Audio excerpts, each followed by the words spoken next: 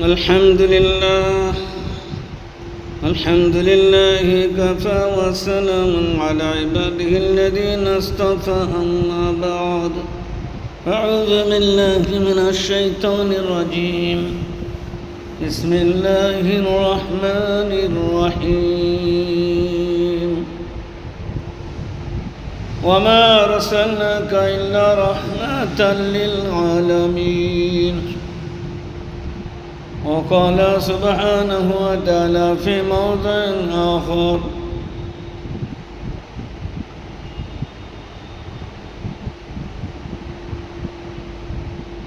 لقد من الله على المؤمنين إذ بعث فيهم رسولا منهم يتلو عليهم آياته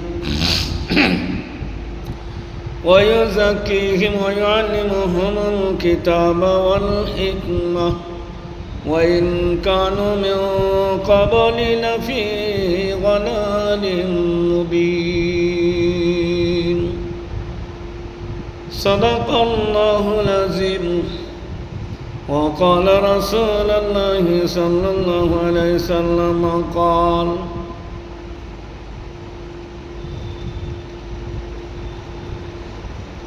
كنت نبيا كان آدم بين الماء والطين أو كما قال عليه الصلاة والتسليم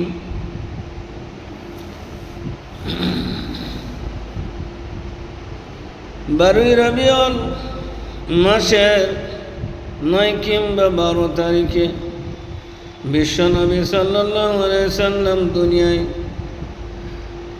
বিশ্বনবী সাল্লাল্লাহু আলাইহি সাল্লামের দুনিয়ায় আগমন ঘটল। ঠিক কুবের সূর্য এখনো উদিত হয়নি, সেহরির সময় শেষ হয়েছে, ফজরের ওয়াক্ত প্রবেশ করেছে, ঢুকে পড়েছে। এমনই সময়ে দুজাহানের বাদশাহ মা আমিনার নয়নমণি সরওয়ারে কায়নাত জনাবে আহমদে মুস্তফা মোহাম্মদে মুস্তফা সাল্লাল্লাহু আলাইহি সাল্লাম মরুর ভূমিতে মক্কা শহরিতে মক্কা নগরীতে আব্দুল্লাহর ঘরে মা আমিনার কোলে জন্মগ্রহণ করিলেন। মা আমিনা বলেন, এই শিশু জন্ম হওয়ার পূর্বে আমার পেটে যতদিন ছিল আমার সন্তান, কোনোদিন আমার পেট বড় হয়নি, এবং সন্তান পেটের মধ্যে আসলে পরে থাকলে পরে যে কষ্ট একজন মায়ের হয়ে থাকে, সে কষ্ট এই সন্তানকে আমার পেটে আসার পরে থেকে প্রসবের সময় পর্যন্ত এক বিন্দু বিসর্জন পর্যন্ত এই সন্তান আমায় কষ্ট দিনি। প্রভু দয়াময় রব্বে করিম বলেন, কষ্ট দেবে কি করে? আমি ঘোষণা করে দিয়েছি, জমিন আসমান তৈরি হয়নি তখন কোরআন আল্লাহর যেমন তার সিফাত তেমন, কদিম জাত আল সিফাত, তখনই কোরআন ওয়ামা আরসালনাকা ইল্লা রাহমাতাল লিল আলামিন। আমি শুধু আমি না, তোমার জন্য তোমার পেটে রহমত স্বরূপ আরামদায়ক করে পাঠাইনি। এ দুনিয়া যদি বুঝতে পারে, কিয়ামতের সকাল পর্যন্ত জাতি ধর্ম বর্ণ সমস্ত মখলুক নির্বিশেষে আমি আমার হাবিবকে রহমতে দো আলম করে পাঠিয়েছি। মা আমিনা বলে, আমার পেটে থাকাকালীন আমাকে বিবি আসিয়া, বিবি মারিয়াম আর আসমানের ফেরেশতা, জমিনের গাছপালা সকলে আমাকে স্যালুট মারত, আমাকে সালাম করত। আর সালামি নয়, আমি যেখানে যেতাম সেখানে কাঁকর পর্যন্ত রাস্তার ইট পর্যন্ত তারা আমিনাকে সালাম জানাতো। মক্কা নগরীতে পেটে থাকা কালীন বিশ্বনবী সাল্লাল্লাহু আলাইহি সাল্লামের মা কুয়া থেকে পানি আনতে যেতেন। ওই পানি আনতে গেলে কুয়ার পানি নিচে থাকে, নিচে থেকে বালতি করে তুলতে হয়, কষ্ট হয়। তাই মায়ের কষ্ট হবে, বিশ্বনবী যে পেটে আছে সেই মহিলারও দাম কত। তাই বিশ্বনবী সাল্লাল্লাহু আলাইহি সাল্লামের মা কষ্ট পাবেন, বশত পানি উপরের দিকে চলে আসতো আর কুয়ার মুখে হয়ে যেত। সেখান থেকে সহজেই পানি নিয়ে ফিরে আসতেন। তিনি পানি নিয়ে ফিরে এলে পরে সঙ্গে সঙ্গে পানি তার নিজ স্থান নিয়ে নিত, অর্থাৎ নিচে নেমে যেত। মা আমিনাকে সেখানকার মহিলারা যারা পানি ভরতে যেতেন বলতেন, মা আমিনা, তোমার কি বরকত, তোমার কি রহমত, তোমার কি কৃতিত্ব, তুমি একটু খেলে দাঁড়াও না। তুমি থাকলে পরে কুয়ার পানি নিচেই নামে না, সহজেই বিনা কষ্টে আমরা পানি পেয়ে যাই। তুমি চলে গেলে মা গো, পানি তুলতে অনেক কষ্ট হবে। বিশ্বনবী সাল্লাল্লাহু আলাইহি সাল্লামের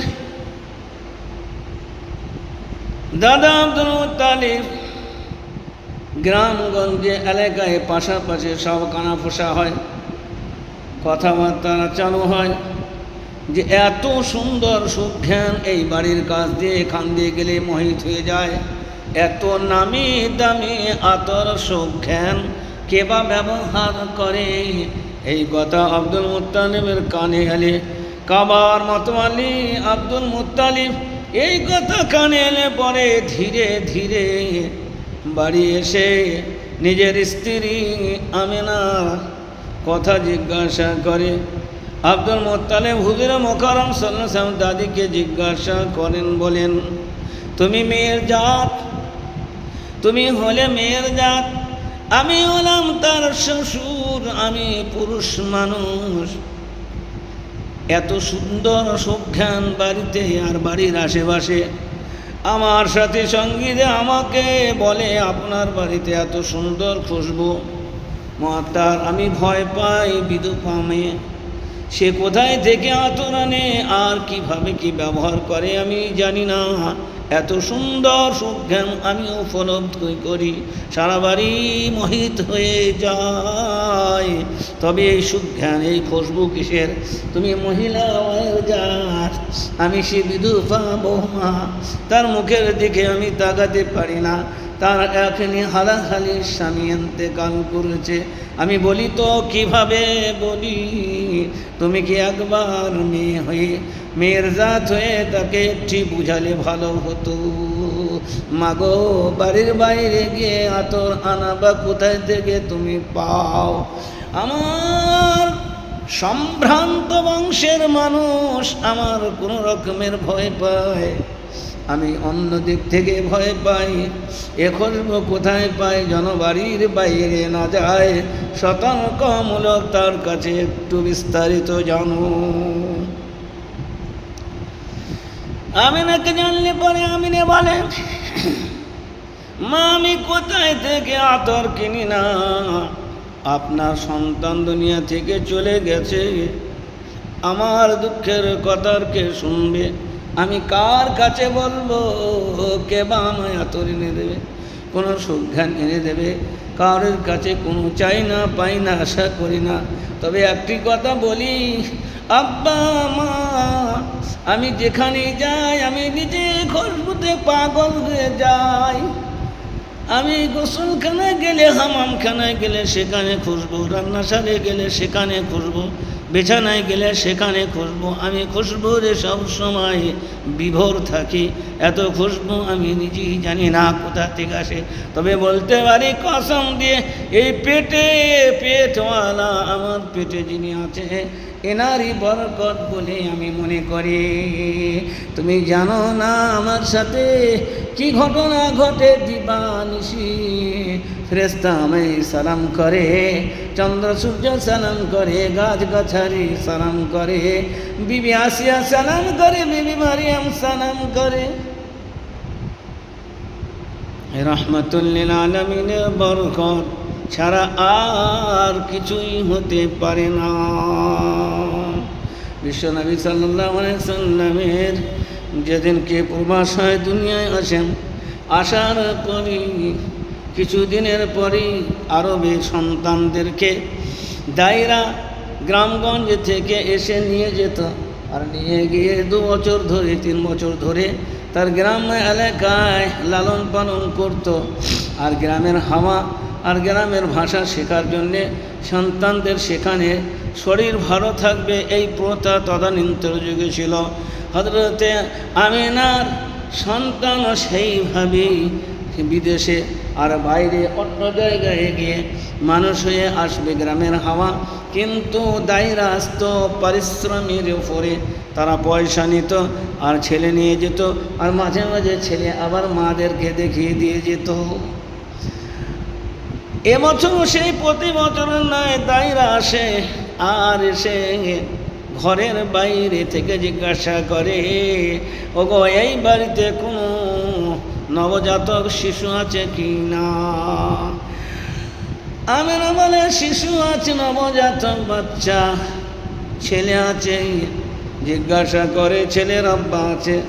বলে ছেলের আব্বা নাই, ছেলে এতিম। ওই যে এতিম নাম শোনার সঙ্গে সঙ্গে দায়রা পালিয়ে যেত আর বলতো এখানে কিছু উপঢৌকন পারিশ্রমিক পাওয়া যাবে না, এখানে এই সন্তানকে নিয়ে কোনো কাজ হবে না। আবার অন্য দায় আসতো, একই প্রসঙ্গের কথা জিজ্ঞাসা করত, বলতো এই বাড়িতে কোনো শিশু আছে নাকি, বাচ্চা আছে নাকি, ছেলে আছে নাকি? আমিনা আবার বলতেন ছেলে আছে, বলে ছেলের আব্বা আছে। আমিনা চোখের পানিতে ভেসে যায়, বলে আব্বা নাই, আব্বার ইন্তেকাল হয়ে গেছে। বলে বাচ্চা এতিম, বলে বাচ্চা এতিম। বলে এতিম বাচ্চা নিয়ে কি করব? পারিশ্রমিক পাবো না, উপঢৌকন পাবো না, আমরা এই ছেলে নেব না। একের পর এক সব দায় আসতো। আর বাড়িতে যখন এতিমের কথা শুনতো, অসহায়ের কথা শুনতো, ব্যবহার কথা শুনতো, আর সবাই পালিয়ে যেত। মা আলিমার চোখটি ভেসে যেত, মা আমিনার চোখ ভেসে যেত। আজ আমার সন্তান নেওয়ার কেউ নাই, যদি আমার স্বামী থাকতো তাহলে পরে আমার সন্তানকে নেওয়ার অনেকই থাকতো। আমার সন্তান এতিম বলে একে কোলে তোলার মতো কোনো দায়ী নাই। মা আমিনা বলে সবাই চলে যায়, সবাই চলে যায়, আমার আল্লাহ বলে চিন্তা করো না। আলাম ইয়াজিদকা ইয়াতীমান ফাআওয়া ওয়া রাফা'না লাকা যিকরাক ওয়া রাফা'না লাকা যিকরাক। আল্লাহ আমিনাকে সন্তান দেয়, চিন্তা করিবে না এতিম বলে। চন্দ্রকে দেব, চন্দ্রকে দেব খেলনা তৈরি করে। বিশ্ববাসীর কাছে তোমার সন্তান এমনই হবে, দেখবে ওয়ারাফা'না লাকা যিকরাক। আদান তোমার সন্তান বিনে হবে না, দরুদ সালামতে তোমার সন্তান বিনে হবে না, হজ তোমার সন্তান না করলে হবে না, তোমার সন্তান অনুসরণ না করলে জান্নাত পাবে না। আলা ওয়ারাফা'না লাকা যিকরাক।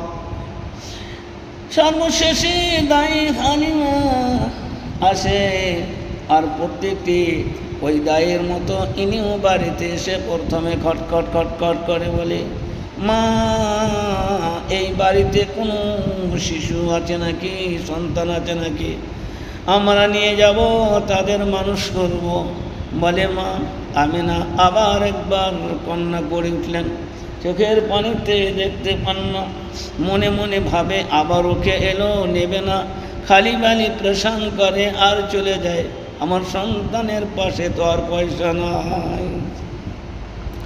বলে মা সন্তান আছে? বললে সন্তানের আব্বা আছে? বলে আব্বা নাই। বলে এতিম? বলে হ্যাঁ আমার সন্তান এতিম। মা হালিমা অন্যের মতো আর ফিরে গেলেন না। ইতিপূর্বে যত দায়ী এসেছিল একজনও কেউ বিশ্বনবী সাল্লাল্লাহু আলাইহি সাল্লামকে দেখার চেষ্টা করেনি। শুধু প্রথমে পয়সা আর উপঢৌকন আর পারিশ্রমের কথা শুনে আর এতিম শুনে সবাই পালিয়েছিল। হালিমা বললেন মাগো পারিশ্রমিক নাই তাতে কোনো অসুবিধা নাই, এতিম তাতে কোনো অসুবিধা নাই, আমি কি বাচ্চাটা একবার দেখতে পাবো? হালিমা কথা শুনে মা আমিনা বললেন মাগো আমার সন্তান তুমি দেখে কি করবে? আমার সন্তানের যে আব্বা নাই, তবে আমি আমার সাধ্য মতো নিয়ে গেলে যতটুকু পারবো তোমাকে উপঢৌকন এবং হাদিয়া দিব। হালিমা বললেন আমাকে সন্তান দেখাও। সন্তান সেদিনকে সাদা রঙের চাদরে সুন্দর রুমালে আবৃত ছিলেন। সেই সন্তানের যখন মুখের চাদরটা খুলে দেওয়া হয়েছে, সারা পৃথিবীর সমস্ত রকমের সৌন্দর্য লোপ পেয়ে যায়, চন্দ্র লোপ পেয়ে যায়, সমস্ত নূর লোপ পেয়ে যায় বিশ্বনবীর মুখখানা দেখে। ইতিপূর্বে অনেক ছেলে অনেক সন্তানকে মানুষ করে হালিমা লোককে দিয়েছেন। আজকের এই সন্তান দেখে হালিমার প্রেম উঠে গেছে, হালিমার মাথা খারাপ হয়ে গেছে। হালিমার অন্তরে এমন একটি মহব্বত বসে গেছে যে পৃথিবীতে এমন সন্তান আর কোথায় আছে কি জানি না। এর মোকাবেলা করার মতো পৃথিবীতে কোনো জিনিস নাই। ছেলে কোলে তুলে নিয়ে চুমু খায়, বলে মা এই সন্তান আমি নিয়ে চললাম। কোনো পারিশ্রমিক চাই না, কোনো কিছু চিন্তা নাই, আমি আমার সাধ্য মতো নিজের অন্তর দিয়ে কলজে থেকে বেশি মহব্বত করবো রে আমিনা। আমিনা কন্যা করে আর বলেন গরিব বলে এতিম বলে অবহেলা করে আমার শিশুকে জানো তুমি করবে না। আমি যথাসাধ্য তোমার উপঢৌকন দেব, তুমি তার খাতির করাই যেন কমি করবে না। আমিনা বলে চোখের পানিতে দেখতে পায় না। হালিমা ঘুরে চলে যায় বিশ্বনবী সাল্লাল্লাহু আলাইহি সাল্লামকে নিয়ে। আমিনা আবার ডাকে বলে হালিমা আর একবার আমার খুলি দাও, আমি আমার বাচ্চাকে দেখি। মায়ের কত মহব্বত অন্তরে। একে তো স্বামীহারা, আবার বাচ্চা নিয়ে চলে যাচ্ছে কোলখালি। বাচ্চাকে আবার কোলে নিলেন, চুমু দিলেন, বুকের সঙ্গে জড়িয়ে লাগালেন। আবার ফের হালিমার কোলে তুলে দেওয়ার পূর্বে বললেন হালিমা এতিম বলে যেন অবহেলা করিবে না। তোমাকে যতটা সান্ত্বনা করার দরকার করবো বলে মাই চিন্তা করো না, এত বড় নিয়ামত পেয়েছি, এর কদর আমি যে করব সেটা তুমি জানো না। অনেক বাচ্চা মানুষ করেছি, তা সেই বাচ্চা নয়। অনেক বাচ্চা দেখেছি আমি, সেই বাচ্চা নয়। হালিমা চোখের পানি ছেড়ে দিলেন, আমিনা চোখের পানি ছেড়ে দিলেন। আমিনার কাছ থেকে চলে গেল, চোখের আড়ালে হয়ে গেল। হযরতে হালিমা চোখের আড়ালে গিয়ে স্বামীকে বলে স্বামী গো, উঠে ওপরে চেপে পড়ে, বলে উঠ উঠাও। উঠের ওপরে চেপে যখন উঠকে ওঠাতে যায়, সামনে বসে যখন স্বামী উঠকে ওঠায়, উঠ কোনো মতেই উঠল না। যখন স্বামী নেমে পড়লো, আবার উঠ উঠে গেল, আবার ফের চাপলো। হালিমা কোলে নিয়ে স্বামী সামনে চাপলো, উঠকে ওঠালো, কোনো মতেই উঠল না। হালিমা একবার ছেড়ে দুইবার, দুইবার ছেড়ে তিনবার এই পরীক্ষা করার পরে তখন বললে স্বামী গো বুঝতে পেরেছি, এই সন্তান সেই সন্তান নয়, এই সন্তান তুমি নাও। তোমার কোলে দি সন্তানকে দাঁড় করে দিয়ে সামনে দাঁড়ালো। এবার হালিমা পেছনে চাপলেন, উঠ নিয়ে সঙ্গে সঙ্গে উঠে পড়ল। উট বেয়াদবি চায় না, বিশ্বনবী সাল্লাল্লাহু আলাইহি সাল্লামকে পেছনে করে বসবে হালিমার স্বামী, আর আল্লাহ রসুল পিছনে থাকবে। উট বললে আমি বেয়াদবি পছন্দ করি না। সরকারে দো আলম সাল্লাল্লাহু আলাইহি সাল্লামকে পিছনে করবে আদবের খেলাফ। এখনো আমার নবী শিশু বাচ্চা, এখনো নবুয়ত প্রাপ্ত হননি। যারা দুনিয়ার সৃষ্টি বুঝতে পারল এ পৃথিবীর বুকে কত বড় নিয়ামত এসেছে, এবার সেই সঙ্গে সঙ্গে হালিমার উট ছুটতে থাকে, দৌড়তে থাকে আর দৌড়তে থাকে, ছুটতে থাকে, দৌড়তে থাকে আর দৌড়তে থাকে। সবার আগে প্রবেশ করে যায় হালিমা, বাড়িতে প্রবেশ করে। সবাই জিজ্ঞাসা করে, হালিমা আজকে এত স্পিড তোমার উটনির, কি হয়েছে কি হয়েছে? সেই উটনিরা অনুশুনে বলেন, তখন আমি ছিলাম, এখন আমার উটনির উপরে রহমাতে দো আলম আছে। এই বাচ্চার বরকত। বাড়িতে যাওয়ার পরেই চিন্তা করলেন, স্বামী গো, আমি আমার বাছুরকে দুধ পান করাবো কোথায়? দুধের কোনো ব্যবস্থা নাই। একটি ছাগল ছিল, সেও দুধ দিত না, তাকে সেইখানে ধরা হলো। ছাগলের থানে হাত দিতে মারতে দুধ আর দুধ, সমস্ত দুধের বর্তনগুলো ভরে গেল। বাড়িতে বরকতই বরকত শুরু হয়ে গেল। বিশ্বনবী সাল্লাল্লাহু আলাইহি সাল্লামের যাওয়ার সঙ্গে সঙ্গে বাড়িতে রহমত আর এলাকায় বরকতের সয়লাব হয়ে গেল।